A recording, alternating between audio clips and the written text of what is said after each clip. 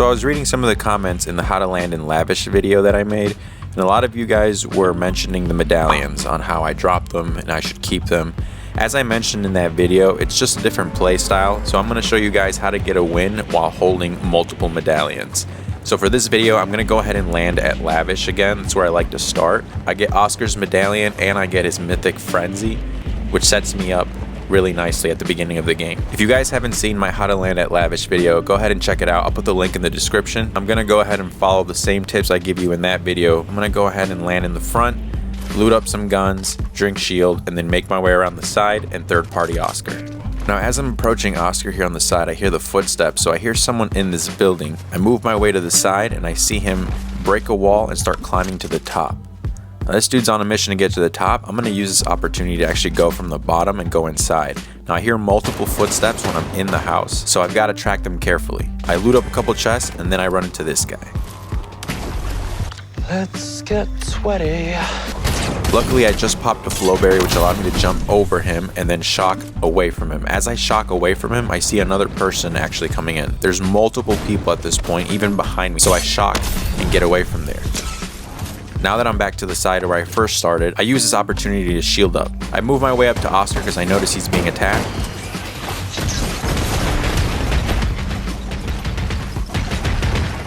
I carefully wait for the right opportunity to third party. I run inside, I see that there's a blue striker, so I swap. Now here's a ninja turtle I run into. I hit him for 60-ish white, but he shocks away doing the same thing I did earlier, which is smart on his move. Again, there's multiple people here at Lavish, so I'm playing this carefully. I went back inside to loot up some more. As I'm making my way inside, I notice this wall broken and I see this poor soul out here. Now this part can be a little bit tricky. There's still some people here, but there's also a lot of bots everywhere.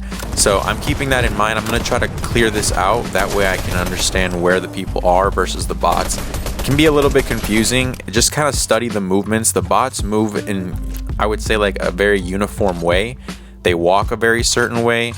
They don't slide and jump and crouch walk like real people do, so you'll get to know that once you listen to the differences.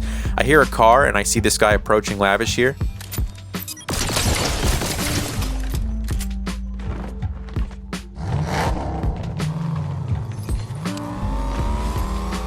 I think he was trying to pick up the crown and some of that loot, but he wasn't successful. I apply pressure and he drives away.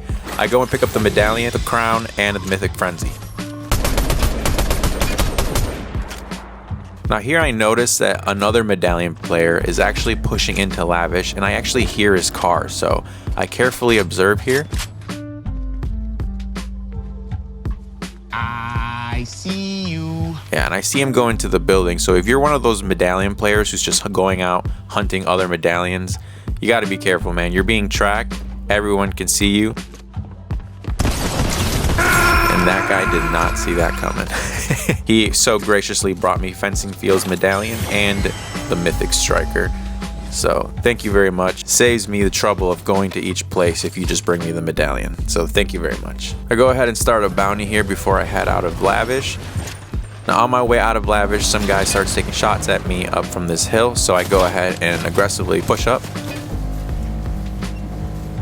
You picked the wrong player, fool. Now here comes another guy trying to third party.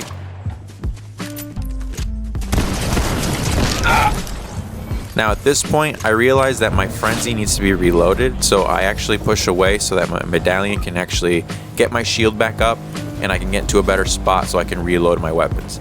Now, after I'm driving around, I notice the other medallion player is over here. He's in a fight with someone, so I try to third party this fight.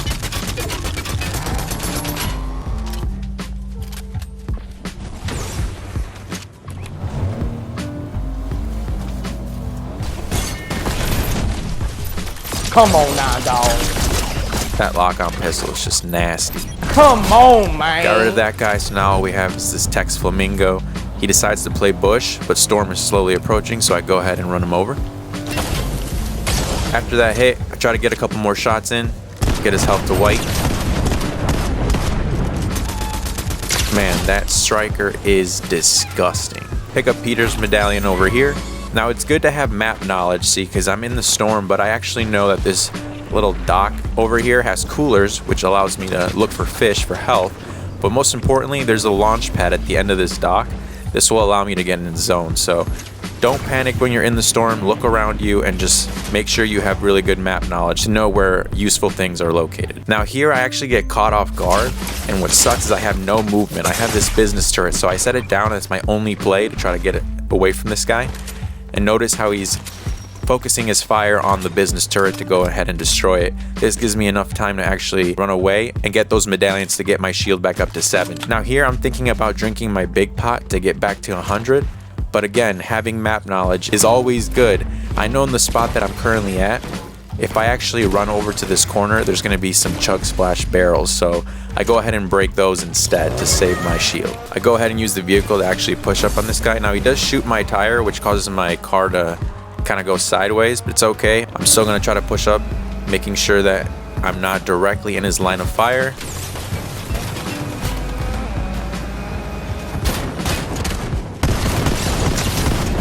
And this guy did not see that coming. Now a lot of people say to hip fire the frenzy. I do like to hip fire the frenzy, but in this situation I like to aim in. It's just a habit of mine. But even with the frenzy, if I'm aiming close to their head, I notice they obviously die quicker. So that's why I do that. Now this is a tricky situation here because there's people above me on this mountain, there's people below me, and there's people gliding. So I'm trying to figure out how to best play this, and I decide to actually drive into zone instead of hang out on this mountain.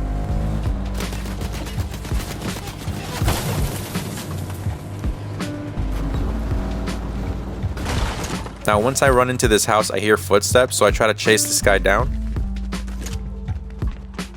Now unfortunately he gets out of the house, gets into a vehicle and leaves, so I start pushing ahead. When I push ahead, I notice this guy on the bunker. He's shooting at the guy who took the vehicle. So I know that 2 of them are located right there. Here comes a guy in his car approaching up behind me, so I decide to push him.